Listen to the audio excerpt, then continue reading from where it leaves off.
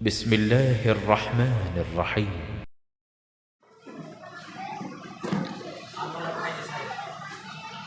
शुक्रिया জাযাকাল্লাহু খায়রান বারাকাল্লাহু ফিক। শেখ অত্যন্ত সুমধুর কণ্ঠে কোরআন তিলাওয়াত করেছেন। আল্লাহ তাআলা শেখের কণ্ঠে আরও বারাকা দান করুন। তিনি সূরাতুল হাশরের 18 থেকে 24 নম্বর আয়াত তিলাওয়াত করেছেন। আমি সেগুলোর একটু ভাবার্থানুবাদ উপস্থাপন করতে চাই। আমি অভিশপ্ত বিতাড়িত শয়তান থেকে আল্লাহর নিকট আশ্রয় প্রার্থনা করছি পরম করুণাময় অসীম দয়ালু আল্লাহর নামে। হে ঈমানদারগণ, তোমরা আল্লাহকে ভয় করো আর প্রত্যেকের উচিত চিন্তা করে দেখা সে আগামীকালের জন্য কি প্রেরণ করেছে। তোমরা আল্লাহকে ভয় করো, তোমরা যা করো নিশ্চয় আল্লাহ সে বিষয়ে সম্যক অবহিত। তোমরা তাদের মতো হইও না যারা আল্লাহকে ভুলে গিয়েছিল, ফলে আল্লাহ তাদেরকে আত্মবিস্মৃত করে দিয়েছিলেন, আর তারাই হলো ফাসিক। জান্নাত ও জাহান্নামবাসী সমান নয়, জান্নাতবাসীরাই সফল কাম।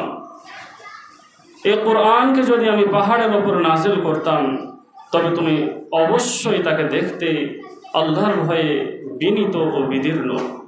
মানুষের জন্য আমি এই উদাহরণগুলি পেশ করি, হয়তো তারা চিন্তা ভাবনা করবে।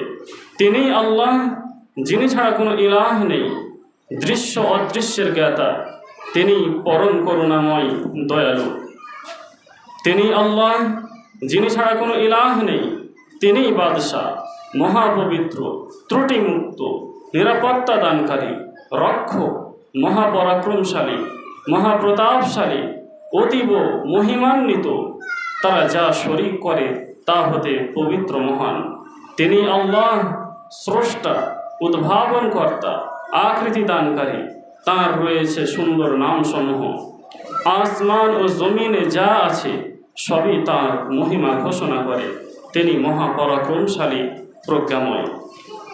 সম্মানিত সুধীমণ্ডলী, এ পর্যায়ে আপনাদের সামনে আলোচনা পেশ করবেন দুই বাংলার বিখ্যাত আলেম, রিজাল শাস্ত্রবিদ ফজিলাতুল শেখ আনোয়ারুল হক ফৈজি হাফিজাহুল্লাহ।